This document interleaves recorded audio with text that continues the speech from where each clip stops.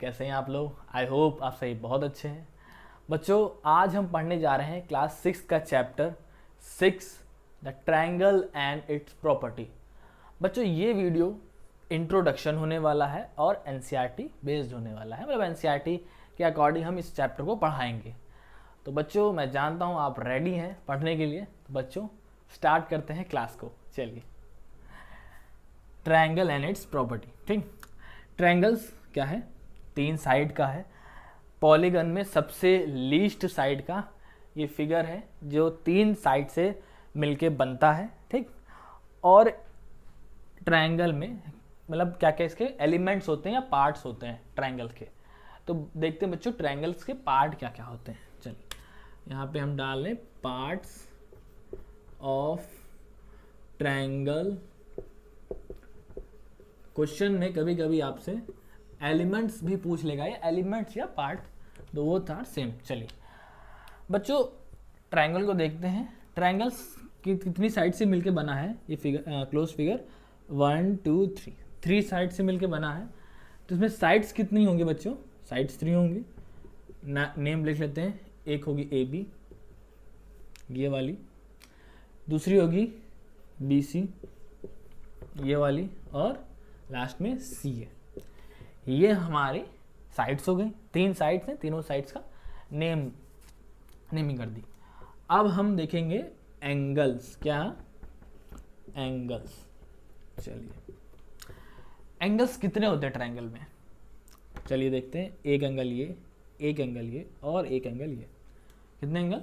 3 angle, 3 sides and 3 angles. चलिए तो कौन कौन से हुआ? एंगल ए, ठीक, एंगल बी और एंगल सी। ठीक, ये तो हम नॉर्मल तरीके से लिखते हैं। अगर हम लिखते कैसे हैं प्रॉपर एंगल ए को, ये भी देख लीजिए। इस तरीके से लिखते हैं एंगल बी ए सी। क्या है? एंगल बी ए सी। बच्चों जो एंगल हम बताएंगे से एंगल हमारा ए है, तो इसको हम किस तरीके से लिखते हैं? बी ए सी। जो लेटर हमारा, जो मेन एंगल जिसकी हम बात कर रहे हैं वो लेटर हमारा बीच में होना चाहिए। तो ये हमारा इस तरीके से हम एंगल बी ए सी लिखेंगे, मतलब एंगल ए की बात कर रहे हैं। अब इसी तरीके से हम एंगल बी लिखेंगे। एंगल बी क्या हुआ? ये एंगल बी, तो इसको भी हम बीच में लिखेंगे तो ए बी सी। क्या लिखेंगे? Angle A B C. हम एंगल बी की बात कर दी, इस तरीके से लिख। अब एंगल सी किस तरीके से लिखेंगे? बी सी ए। किस तरीके से? बी सी ए। किस तरीके से? बी सी ए। जो भी हम एंगल्स लिखेंगे बच्चों इस तरीके से, तो जो हम एंगल्स बताएंगे या लिखना होगा। जैसे एंगल ए किस तरीके से लिखा? एंगल ए, बीच में लेटर रहेगा एंगल ए, और एंगल बी बीच में बी रहेगा, सी बीच में सी रहेगा। इस तरीके से हम एंगल्स बताएंगे। अब क्या हो जाता है? तीसरा पार्ट्स आते हैं वर्टेक्स। क्या आते हैं? वर्टेक्स। ये वर्टेक्स क्या होता है?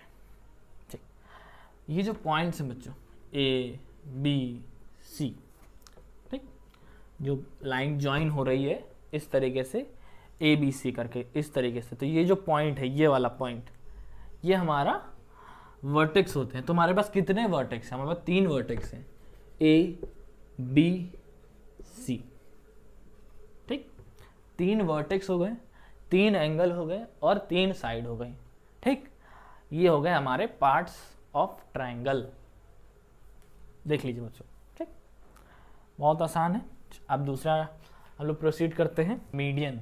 कि मीडियन क्या होता है? पहले एक डायग्राम से समझते हैं कि मीडियन होता क्या है।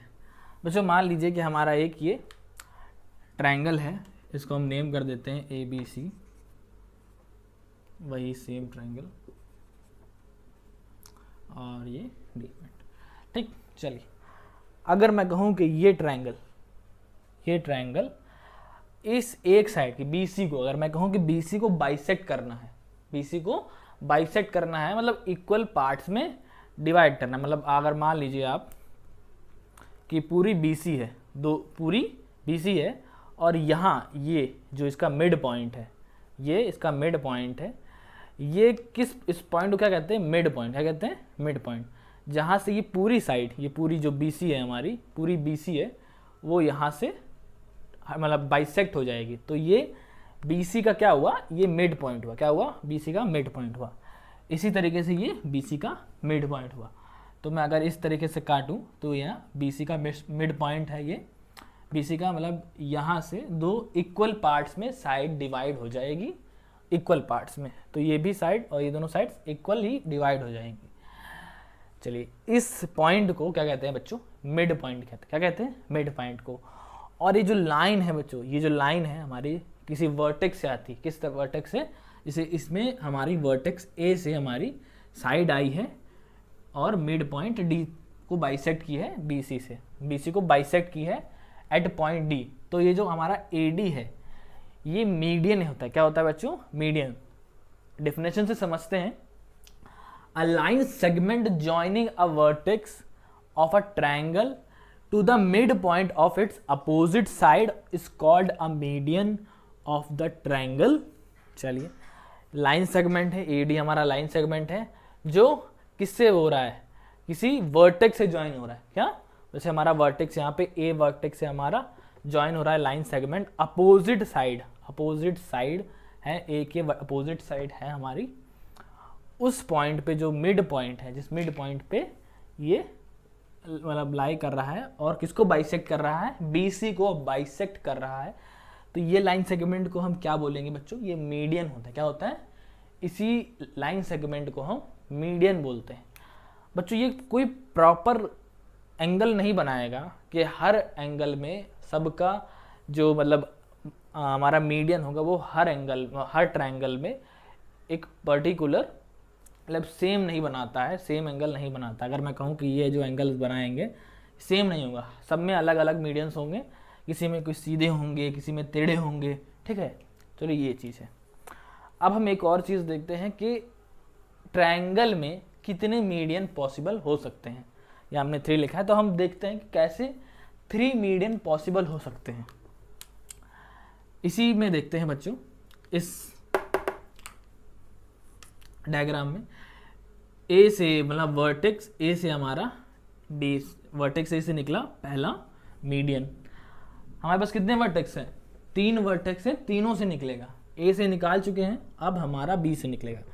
B से जाएगा, मान लीजिए कि ये पॉइंट इसका क्या है, मिड पॉइंट है, तो ये वर्टेक्स इस मिड पॉइंट से जाके टच करेगा। ठीक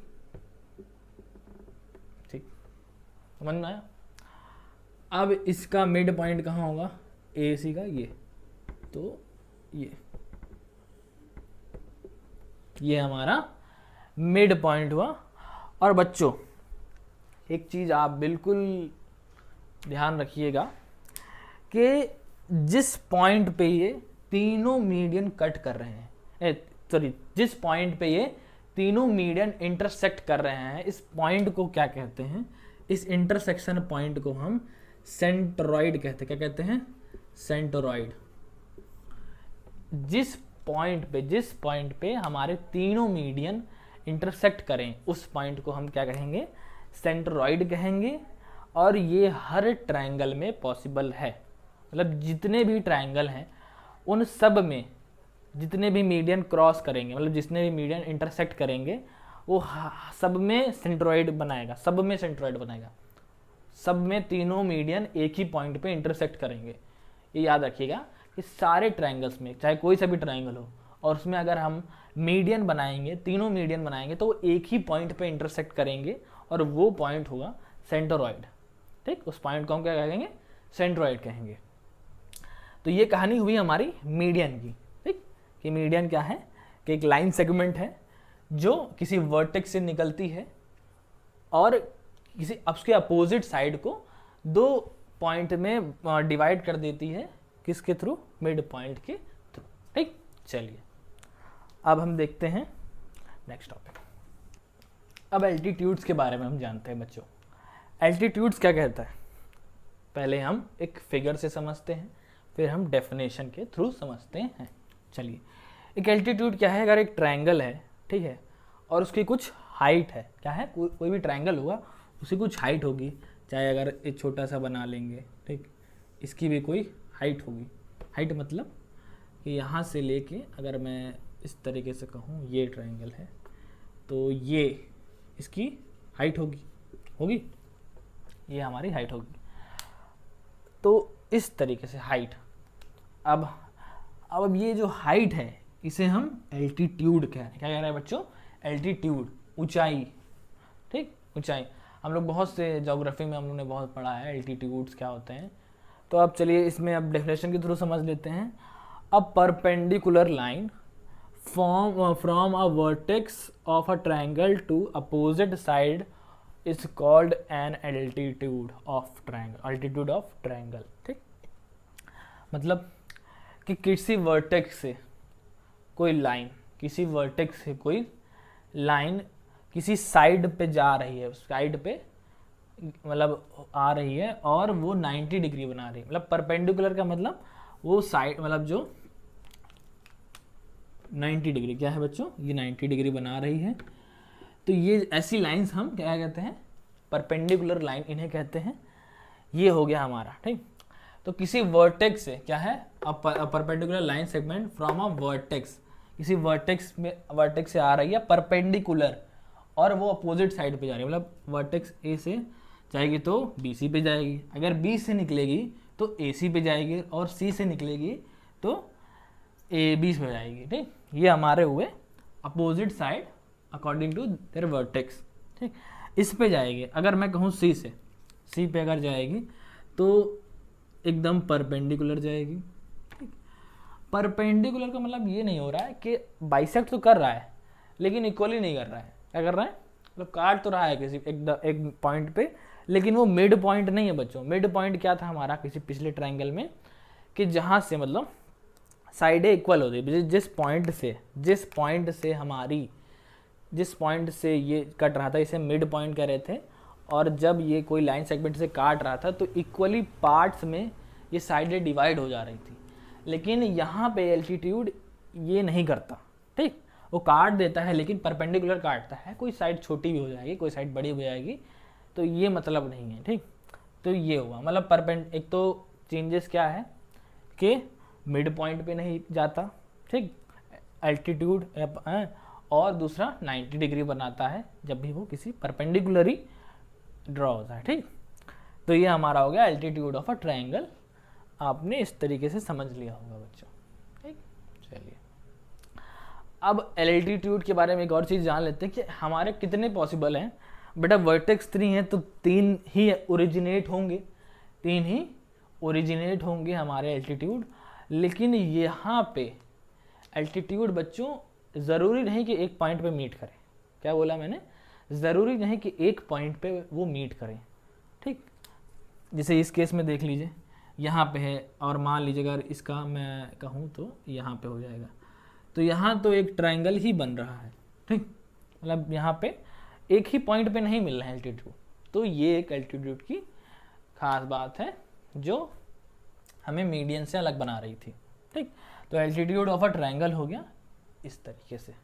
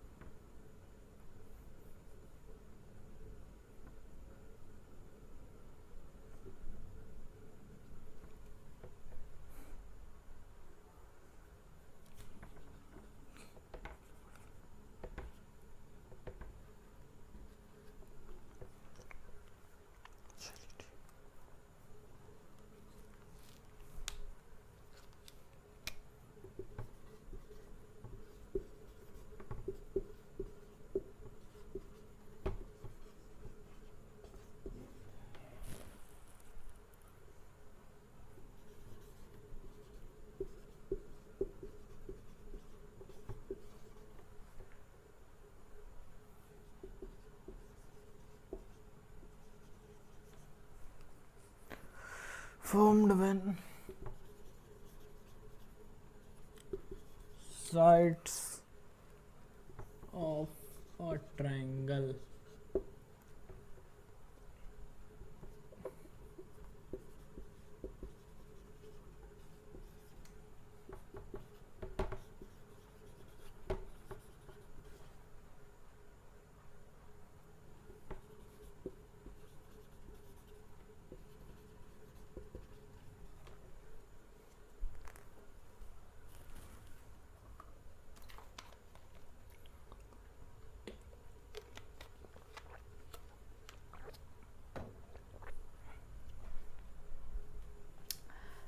अब exterior angles and exterior angle of a triangle and it's property, ये टॉपिक्स देखते हैं बच्चों। एक्सटीरियर एंगल क्या होता है? एक्सटीरियर एंगल पहले एक डायग्राम से, फिर हम डायग्राम से समझते हैं कि अगर कोई ये ट्रायंगल है, अभी इस लाइन को मत भूल जाइए, भूल जाइए इस लाइन को। अगर एक ट्रायंगल है बच्चों, तो यहाँ पे तो कोई अभी एक एक्सटीरियर एंगल है नहीं। क्या बोला मैं? यहाँ पे कोई अभी एक्सटीरियर एंगल फॉर्म ही नहीं हुआ है। एक्सटीरियर एंगल फॉर्म कब होगा? जब किसी वर्टेक्स से साइड प्रोड्यूस होगी, मतलब और भी थोड़ी और लंबी साइड प्रोड्यूस होगी और साइड बढ़ेगी, तो वहाँ पे एक एंगल वो प्रोड्यूस कर देगा। क्या बच्चों? एक एंगल प्रोड्यूस कर देगा। अभी यहाँ पे इस तरीके से है, यहाँ पे कोई एंगल नहीं है, एंगल हमारे यहाँ पे है, लाइन खत्म हो जा रही है।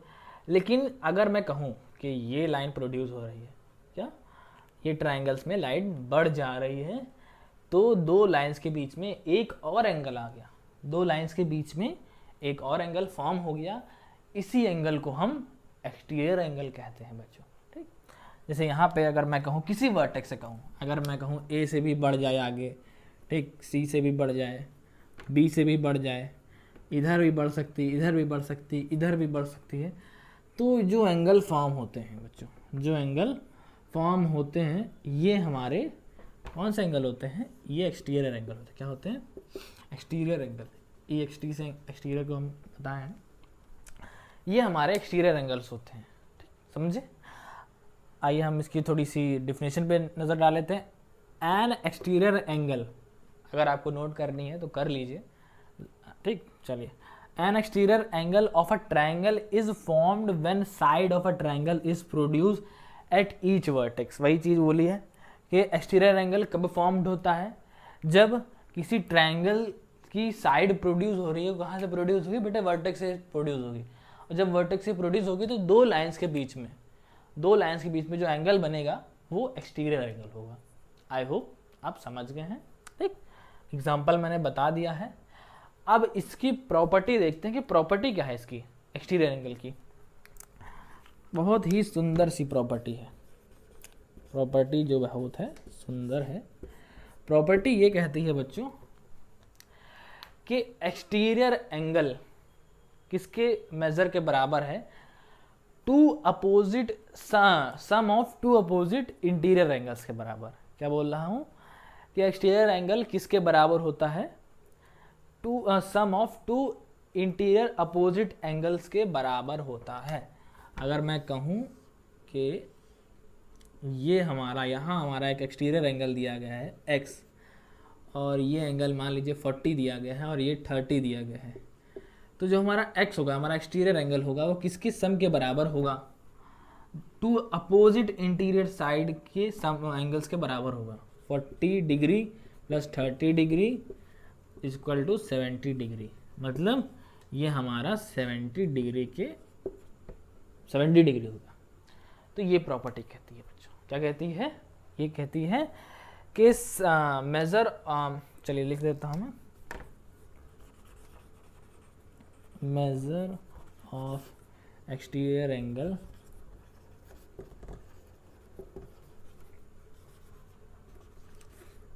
Is equal to sum of opposite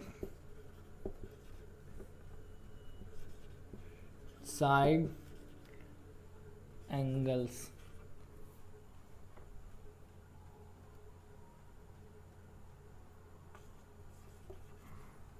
अगर ये इस साइड का है, मतलब ये अगर यहाँ पे अगर मैं कहूँ ये वर्टेक्स जोड़ा गया है, यहाँ से कोई वर्टेक्स निकला है, ये एक्सटीरियर पॉइंट पूछ रहा है, तो इसके अपोजिट कौन सी साइड है, इसके अपोजिट हमारी ये साइड है, और इसके जो एंगल होंगे उनका सम एक्सटीरियर एंगल्स के बराबर होगा। आया समझ में आया कि measure of exterior angle is equal to sum of opposite sides of angles, तो हमारे अपोजिट साइड्स ऑफ एंगल के सम्स के बराबर होगा। ठीक, इस तरीके से क्वेश्चन आते हैं छोटे छोटे, आप आराम से सॉल्व कर सकते हैं। तो ये हमारा एक्सटीरियर एंगल एंड इसकी प्रॉपर्टी हो गई, यही एक प्रॉपर्टी है बच्चों। ठीक, चलिए दूसरा देखते हैं। अब एंगल सम प्रॉपर्टी क्या बताती है? Angle sum property of triangle के बच्चों, कोई ट्रायंगल, कोई भी ट्रायंगल हो, ठीक है ना, और कितने, हर ट्रायंगल में 3 ही एंगल होते हैं, उन तीनों एंगल का सम, क्या बोल रहा हूँ मैं, उन तीनों एंगल का सम, तीनों इंटीरियर होने चाहिए, ठीक, उन तीनों एंगल का सम किसके बराबर होगा? 180 डिग्री के बराबर। किसके बराबर? 180 degree. The total sum of all 3 angles of triangle is equal to 180 degree. समझते हैं कैसे करेंगे। इस तरीके से आपको 2 ट्रायंगल दिए जाएंगे, एक नहीं दिया जाएगा, एक एंगल नहीं दिया जाएगा, 2 एंगल दिए जाएंगे, एक एंगल नहीं दिया जाएगा। मान लीजिए, अच्छा पहले इसको देख लीजिए कि किस तरीके से लिखेंगे। Angle 1 plus angle 2 plus angle 3 किसके बराबर होगा? 180 डिग्री के बराबर होगा। किसके बराबर होगा? 180 डिग्री के बराबर। अब क्वेश्चन किस टाइप से आते हैं? क्वेश्चन इस टाइप से आते हैं कि ये एंगल हमें दिया नहीं गया है, इस एंगल को निकालिए एक्स या वाई, और ये मान लीजिए 40 है और ये मान लीजिए 110 है। ठीक, अब इन तीनों प्रॉपर्टी के अकॉर्डिंग हम तीनों का सम निकालेंगे। x plus 40 plus 110 is equal to 180। तीनों एंगल का सम 180 हुआ। अब हम इसको ऐड करते हैं, कितना आएगा यहाँ पे? 150 इज इक्वल टू 150 बच्चों इज इक्वल टू, उधर साइड जाएगा, यहाँ पॉजिटिव है तो इज इक्वल टू के साइड जाएगा तो माइनस हो जाएगा, नेगेटिव हो जाएगा। अब वो साइन अपोजिट जाते हैं बच्चों, ये डिग्री का साइन है। x इज इक्वल टू यहाँ पे 180 माइनस 150 तो कितना आ गया? 30। तो x की वैल्यू हमारी यहाँ पे 30 डिग्री आ गई, तो ये 30 डिग्री होगा एंगल। ठीक, तो ये हमारी प्रॉपर्टी होती है कि सारे एंगल्स का sum of triangle is equal to 180 degree. ठीक, और इस तरीके से बच्चों क्वेश्चन आते हैं, बहुत छोटे छोटे क्वेश्चन आएंगे, ज़्यादा कोई बहुत हाईटेक क्वेश्चन नहीं पूछेगा। और जो बच्चों आपके इन मतलब बहुत इंपॉर्टेंट सवाल हैं, कुछ जो हैं एक्सेप्शन सवाल हैं, तो वो उनकी मैं वीडियो बनाऊंगा। बाकी सारे बच्चों देखिए, बहुत ही सारे क्वेश्चंस जो हैं आपकी बुक्स के, वो फालतू क्वेश्चन होते हैं। ठीक, वो आप भी कर लेंगे एकदम चुटकियाँ बजा के, एकदम चुटकी बजा के कर लेंगे, एकदम ज़्यादा मेहनत ही नहीं करने में। एक क्वेश्चन कर लिया, सारे क्वेश्चन कर लिए। लेकिन कुछ क्वेश्चंस हैं जो थोड़े से टफ हैं या समझ में नहीं आते, ठीक, वो मैं उनकी वीडियो बनाऊंगा, अलग से बनाऊंगा। इसमें तो अभी ये सिर्फ इंट्रोडक्शन वीडियोस है। ठीक, चलिए नेक्स्ट टॉपिक देखते हैं बच्चों। आपकी बुक में 2 स्पेशल ट्रायंगल्स के बारे में बताया गया है। ट्रायंगल तो बहुत टाइप के होते हैं, लेकिन हमारी बुक में सिर्फ 2 बताए गए। कौन कौन से हैं? एक हमारा इक्विलेटरल ट्रायंगल है और एक हमारा आइसोसेलेस ट्रायंगल है। इन तीनों ट्रायंगल्स के बारे में पढ़ेंगे और इनकी प्रॉपर्टीज़, मतलब इनके बारे में क्या विशेषताएं हैं, वो देखेंगे। चलिए पहला हम जो है इक्विलेटरल की बात कर लेते हैं। ठीक, किसकी बात कर लेते हैं? इक्विलेटरल की बात कर लेते हैं। चलिए, इक्विलेटरल ट्रायंगल कैसा होता है बच्चों? इक्विलेटरल ट्रायंगल की सारी साइडें इक्वल होती हैं। मैं नाम दे दे रहा हूँ इसको, ट्रायंगल्स की साइड को। तो यहाँ पे एक प्रॉपर्टी है, ऑल साइड्स आर इक्वल, सारी साइडें इक्वल होती हैं। अगर आपसे क्वेश्चन पूछा जाए कि ऐसा कौन सा ट्रायंगल है जिसकी सारी साइडें इक्वल होती हैं, तो आप बिल्कुल आराम से बता सकते हैं कौन सा ट्रायंगल होता है वो। इक्विलेटरल, नाम ही से पता चल रहा है, इक्वल, तो सारी साइडें सेम होती हैं। ये हमारा एक प्रॉपर्टी होती है, विशेषताएं है इसकी। दूसरी प्रॉपर्टी है बच्चों, जब सारी साइडें इक्वल हैं, बच्चों ये सारी साइडें इक्वल हैं तो हमारी सारे एंगल भी इक्वल होते हैं। क्या होते हैं? All angle are equal each 60 degree.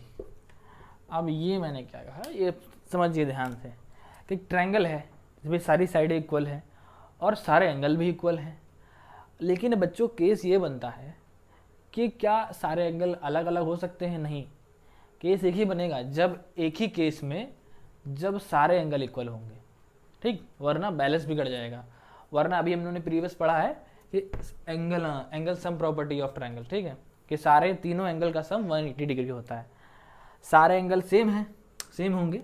अगर मान लीजिए कि कहा जाए, सिंपल सा है कि एक एंगल जो है हमारा इक्विलेटरल ट्रायंगल का वो x दिया गया है, तो हमारे सारे एंगल कितने हो जाएंगे? x plus x plus x, 3 angle होंगे और तीनों एंगल का सम कितना होगा? 180 डिग्री। सिंपल बता रहा हूँ प्रूफ करके। 3 एंगल हैं, तीनों का सम बराबर है, x प्लस एक्स, अलजेब्रा के अकॉर्डिंग एडिशन करेंगे 3x हो जाएगा। यहाँ पे 3 और x जो है वो मल्टीप्लाई में है, दूसरी साइड जाएगा डिवाइड हो जाएगा, तो 180 डिवाइड्स 3 इक्वल टू 60। हमारी x की वैल्यू क्या आ गई? 60 आ गई। ईच एंगल हमारा इक्विलेटरल ट्रायंगल का 60 ही हो सकता है और कुछ नहीं हो सकता है, ठीक। तो दो चीज़ें हमने देखी इक्विलेटरल ट्रायंगल में कि सारी साइडें इक्वल है। क्या है? सारी साइडें इक्वल हैं और सारे एंगल इक्वल हैं और हर एंगल क्या होगा? सिर्फ 60 होगा। क्या होगा? 60 होगा। अगर आपको कहा जाए कि क्या, आपसे क्वेश्चन कहीं पूछा जाए क्या इक्विलेटरल ट्रायंगल में क्या 70 हो सकता है या 35 हो सकता है या 65 हो सकता है या 61 हो सकता है, तो वो रॉन्ग है। क्या होगा? सिर्फ वो 60 होगा, तभी वो इक्विलेटरल ट्रायंगल होगा, ठीक। आई होप है बहुत समझ में आ रहा होगा आपको, ठीक। चलिए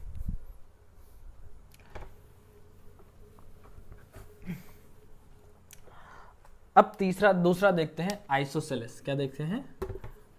आइसोसेलेस ट्रायंगल। बच्चों आइसोसेलेस ट्रायंगल किस टाइप का होता है? इसकी भी कुछ विशेषताएं हैं, तभी तो ये एक स्पेशल ट्रायंगल है इक्विलेटरल की तरह।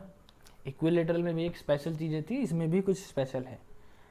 पहले साइड्स को हम नेमिंग कर लेते हैं। अब देखते हैं कि क्या है इक्वल। पहली बात कि हमारी कोई दो साइड्स इक्वल होंगी, कोई भी दो साइड्स इक्वल हो सकती हैं, ठीक। ये भी हो सकती है, ये भी हो सकती है, ये भी हो सकती है, ठीक। तो ये भी हो सकती है, ठीक। कभी कभी ये हो सकती है या ये भी हो सकती है, ये दोनों भी हो सकती हैं, या ये दोनों हो सकती हैं। इस तरीके से मतलब आइसोसेलेस में 2 साइड्स आर इक्वल, दो ही साइड इक्वल होंगी, एक साइड अनइक्वल होगी, अलग होगी थोड़ी सी, ठीक, वो नहीं इक्वल होगी। तो इसमें प्रॉपर्टी क्या कहती है? Only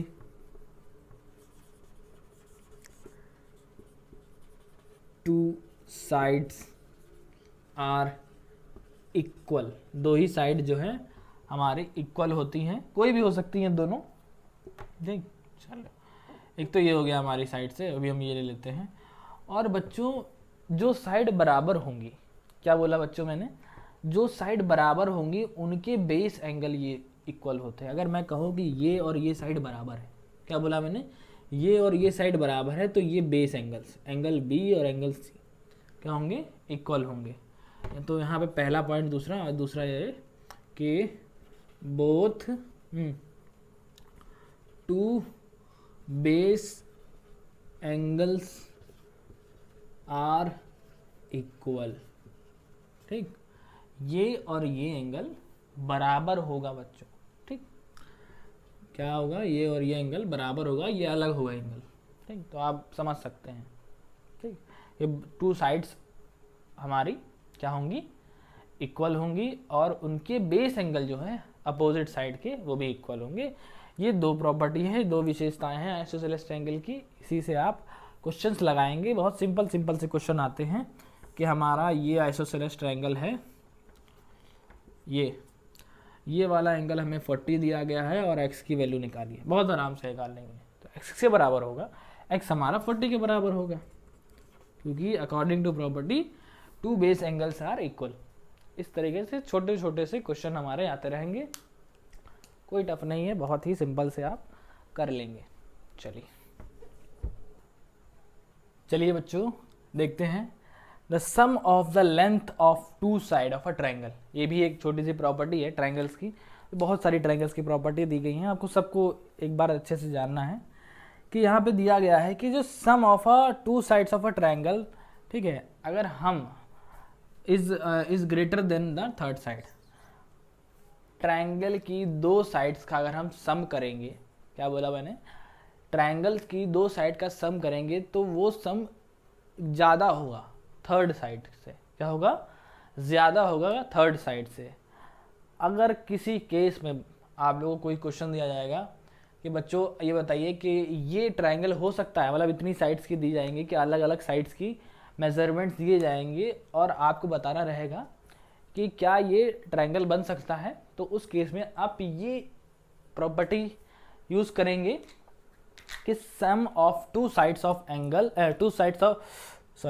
the sum of two sides of triangle is greater than third side. ठीक, मतलब अगर मैं कहूँ कि ए बी सी है, तो अगर मैं कहूँ दो साइड ले लूँ, पहले ए बी ले लूँ, ठीक, प्लस बी सी ले लूँ, तो ये ज़्यादा होगी किससे, ये और इसका सम दोनों ज़्यादा होंगे ए सी से। ठीक, तो ये इस अकॉर्डिंग, और अगर दूसरी ले लें बी सी ले ले प्लस ए सी ले ले, तो ये भी ज़्यादा होगी किससे, ए बी से। ठीक, और अगर ए सी ले प्लस ए बी ले, तो ये भी ज़्यादा होनी चाहिए किसके, बी सी के। अगर बच्चों ये तीनों साइड, अगर तीनों इस तरीके से आपकी ये प्रॉपर्टी अगर मैच कर रही हैं तभी वो ट्रायंगल बन सकता है, अदरवाइज वो ट्रायंगल नहीं बन सकता। ठीक, कि अगर कहा जाए कि इन दोनों का सम जो है, इन दोनों का सम 5 आ रहा है और इसमें भी 5 लिखा हो, तो वो नहीं हो सकता, या इन दोनों का सम 4 आ रहा है और ये 5 आ रहा है, तो वो भी नहीं हो सकता, तो अगेंस्ट हो गया कि वो तो लेस था बताया था और वहाँ ग्रेटर हो गया, ग्रेटर बताया था वहाँ लेस हो गया। तो इस तरीके से ये हमारा ये प्रॉपर्टी कहता है कि the sum of the length of two sides of a triangle is greater than the third side. ठीक, गॉट इट। चलिए प्रॉपर्टी देखते हैं बच्चों, ये यहाँ पे कुछ कह रहा है कि right angle triangle and Pythagoras property. क्या बोल रहा है, राइट एंगल ट्रायंगल और पाइथागोरस प्रॉपर्टी के बारे में बता रहा है। अच्छा, हम लोग ने अभी पहले देखा था कि दो टाइप के हम लोग ने स्पेशल ट्रायंगल देखे थे, तो ये उसमें से ही एक है, लेकिन एक प्रॉपर्टी इसमें थोड़ी सी अलग है, जो पाइथागोरस है। अभी हम आपको बताएंगे पाइथागोरस के बारे में। पहले राइट एंगल ट्रायंगल्स के बारे में हम समझ लेते हैं कि ये होते कैसे हैं ट्रायंगल। बच्चों इस ट्रायंगल में खास बात ये होती है कि यहाँ पे कोई साइड नहीं इक्वल है, साइड ऐसा नहीं है, इसमें बात ये इक्वल है कि इसमें एक एंगल, क्या बोल रहा हूँ मैं, राइट ट्रायंगल में एक एंगल, कोई भी एक एंगल हमारा 90 होगा। ठीक, यहाँ पे दो 90 नहीं हो सकते बच्चों, यहाँ पे दो एंगल 90 नहीं हो सकते, सिर्फ एक ही है 90 होगा। क्या होगा, एक ही 90 होगा, वो ट्रायंगल हमारा राइट ट्रायंगल होगा। क्या होगा, राइट ट्रायंगल होगा। ये देख लीजिए बच्चों, ये इस तरीके से बन सकता है, ये हमारा एक राइट ट्रायंगल हो सकता है। ठीक, ये हमारा एक राइट ट्रायंगल हो सकता है। इस तरीके से हमारे ये राइट ट्रायंगल, एक ही मतलब हमारा राइट ट्रायंगल होगा, मतलब 90 डिग्री। इसका मतलब होता है ये 90 डिग्री है, ये लिखा नहीं रहता बच्चों, सिर्फ ऐसे तरीके से हमारा दिया रहता है, तो आप समझ जाइएगा कि ये 90 डिग्री को डिनोट करता है। ठीक, चलिए ये हमारा तो हो गया राइट ट्रायंगल हो गया। अब हम पाइथागोरस प्रॉपर्टी के बारे में जान लेते हैं। बच्चों पाइथागोरस प्रॉपर्टी, मैं एक चीज़ बता दे रहा हूँ, सिर्फ राइट ट्रायंगल पे लगती है। क्या बोला मैंने, पाइथागोरस प्रॉपर्टी सिर्फ राइट ट्रायंगल पे लगती है और किसी ट्रायंगल पे नहीं लगती। आप इक्विलेटर पे नहीं लगा सकते, आप आइसोसेलेस पे नहीं लगा सकते, वहाँ पे लगेगी ही नहीं। ठीक, तो राइट ट्रायंगल पे पाइथागोरस लगेगी। और पाइथागोरस होती क्या है वो देखते हैं बच्चों। इसी में मान लीजिए कि ये साइड हमारी सबसे बड़ी लग रही है और है भी बड़ी भाई, ये सबसे साइड बड़ी है और ये बेस है और ये परपेंडिकुलर है। ठीक बच्चों, जो सबसे बड़ी साइड होती है राइट ट्रायंगल में उसे हाइपोटेन्यूज कहते हैं, हाइपरटेनस कहते हैं, हाइपरन्यूज कहते हैं। ठीक, ये साइड को हम हाइपरन्यूज कहते हैं। और हाइपरन्यूज के सामने वाली साइड, हाइपरन्यूज के सामने वाली साइड को हम परपेंडिकुलर कहते हैं। क्या कहते हैं? परपेंडिकुलर। और जो नीचे की होती साइड हमारी वो हम बेस कहते हैं। क्या कहते हैं? बेस कहते हैं। इसमें ये होगी बेस, इसमें ये है बेस। ठीक, ये हमारी बेस होती है।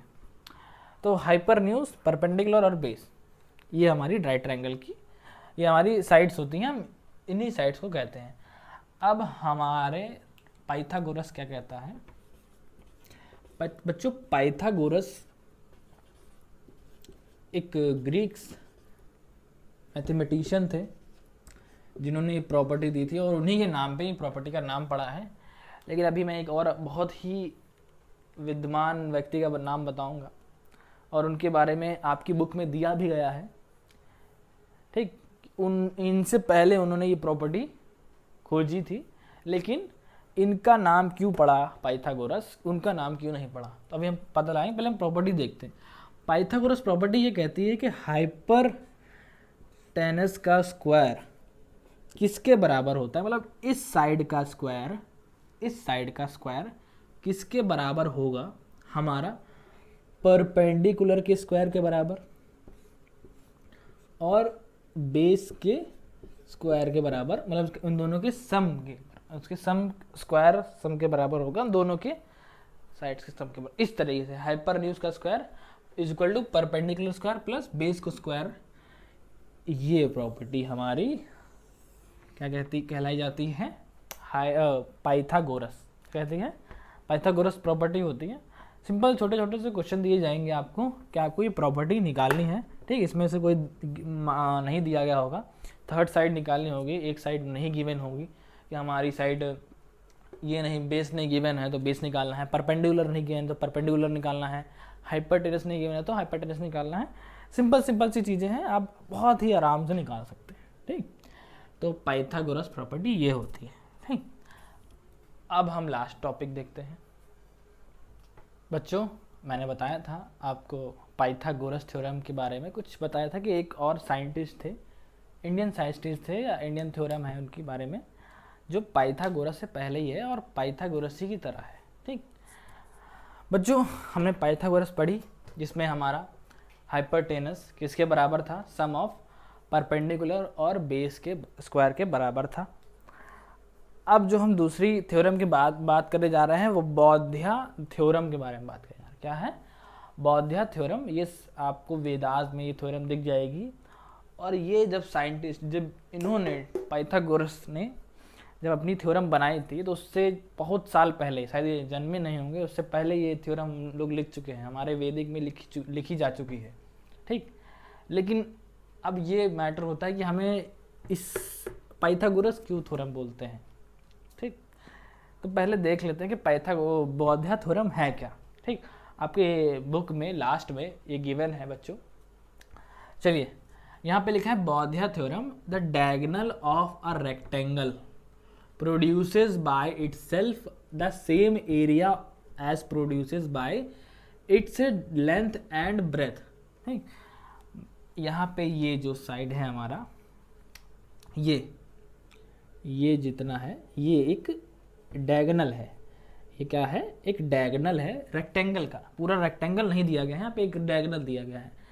ये डायगोनल बच्चों क्या प्रोड्यूस कर रहा है? स्क्वायर प्रोड्यूस कर रहा है। क्या प्रोड्यूस कर रहा है? स्क्वायर प्रोड्यूस कर रहा है। एक स्क्वायर ये प्रोड्यूस कर रहा है, एक ये कर रहा है और एक ये कर रहा है। ठीक, और हर स्क्वायर की क्या है? हर स्क्वायर का बच्चों जो हमारा साइड है वो अलग अलग है हर स्क्वायर की। तो इस स्क्वायर की साइड ए है, इस स्क्वायर की सी है और इस स्क्वायर की बी है। बहुत ध्यान से समझिए, रेक्टेंगल का डायगोनल तीन क्या प्रोड्यूस कर रहा है? रेक्टेंगल का डायगोनल, ये तो डायगोनल है और ये तीन साइडें हैं, मतलब ये यहाँ बात कर रहे हैं, इस बीच वाले की बात कर रहे हैं हम। ये 3 स्क्वायर प्रोड्यूस कर रहा है। क्या प्रोड्यूस कर रहा है? 3 स्क्वायर प्रोड्यूस कर रहा है। एक हमारा बी कर रहा है, एक हमारा ए की साइड का, ए की साइड वाला कर रहा है, और एक हमारा सी की साइड वाला कर रहा है। ये बी और ये ए, ठीक। तो इनका अगर मैं कहूँ कि हर तीनों स्क्वायर का एरिया निकालें तो इस स्क्वायर का सी स्क्वायर होगा, इसका बी स्क्वायर होगा और इसका ए स्क्वायर होगा। तो इसके बराबर है कि मतलब सी स्क्वायर मतलब एरिया ऑफ ये वाला इस स्क्वायर का एरिया किसके बराबर होगा? B square plus A square के बराबर। यही चीज़ हमें बिल्कुल ही सेम चीज़ पाइथागोरस में बताई गई है। पाइथागोरस में बच्चों हमको साइड बताई गई है, इसमें एरिया बताया गया है, लेकिन वो चीज़ एकदम सेम है, एकदम सेम, ठीक। और बच्चों कहा जाए कि अगर हम इस टॉपिक पे बात करें कि ये चीज़ हमें पहले पढ़ाई क्यों नहीं जाती, कहीं बताई जाती है, बिल्कुल बताई जाती है। वो 10th क्लास में भी दिख जाएगा बच्चों, जब ट्रायंगल्स आप फिर पढ़ेंगे, जब भी ट्रायंगल्स पढ़ेंगे आपको कहीं ना कहीं इसका जिक्र ज़रूर मिल जाएगा, बौध्या थ्योरम का, ठीक। क्वेश्चंस भी कहीं कहीं सॉल्व होते हैं। तो ये थ्योरम हमें इसलिए बताई गई बाद में क्योंकि बच्चों डिस्कवरी पहले हम लोग के द्वारा मतलब इसकी हुई थी, ठीक। इन्होंने पहले प्रूफ दे दिया था पाइथागोरस ने थ्योरम का, और ये जो प्रूफ था बच्चों ये हमारे वेदास में बहुत ही लंबे समय, बहुत ही पहले ये डिस्कवर हुआ था, लेकिन वेदास में था और इसको प्रूव नहीं किया गया था। अब तो उसके बहुत सारे प्रूफ हैं, उसमें भी है प्रूफ था, लेकिन पहले इन्होंने प्रूफ कर दिया था, तभी इनके नाम से हम लोग पढ़ते हैं। लेकिन हमें अपनी इस थ्योरम के बारे में हमें बहुत ही ज़रूर जानना चाहिए। ये थ्योरम इंडियन से बिलोंग करती है, ठीक है। बौद्धियाना ऋषि थे, उन्होंने ये चीज़ डिस्कवर की थी, और ये कब की थी? कम से कम 800 BC, 800 BC बहुत है, बिफोर क्राइस्ट के 8000 हाँ 8000 साल पहले उन्होंने डिस्कवर की थी। बहुत समय था जब ऋषि मुनि थे, उन्होंने तब ये चीज़ लिखी थी, ठीक। तो ऐसा नहीं था कि हम लोग बेवकूफ़ थे हम लोग भी, लेकिन डिस्कवरी इन्होंने मतलब पहले प्रूव इन्होंने किया था, तभी हम अपनी बुक्स में इनकी थ्योरम्स के बारे में पढ़ते हैं। पाइथागोरस के बारे में बहुत चर्चा है, ठीक। और बौध्या थ्योरम जो है वो हमें ज़रूर पता होनी चाहिए कि ये बिल्कुल सेम पाइथागोरस की होती है, बस इसका ये चीज़ हमें इस तरीके से प्रूफ की जाती थी कि एरिया क्या बताया जाता था?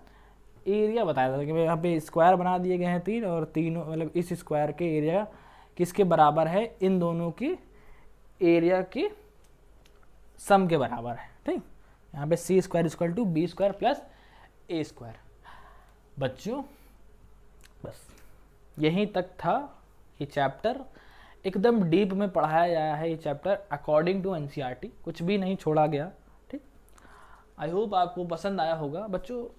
मैं मेहनत कर रहा हूँ, और भी कुछ आपको देना है, एडवाइस देनी है मेरी टीचिंग के थ्रू या चैनल के थ्रू, और भी कुछ बदलना चाह रहे हैं, आप चाह रहे हैं कि ये चीज़ इम्प्रूव हो, तो बच्चों कमेंट करिए, मेरे को बताइए, और लाइक शेयर ज़रूर करिए, अपने दोस्तों के साथ शेयर करिए, अपने दोस्तों को भी बताइए बौद्धियाना थ्योरम के बारे में।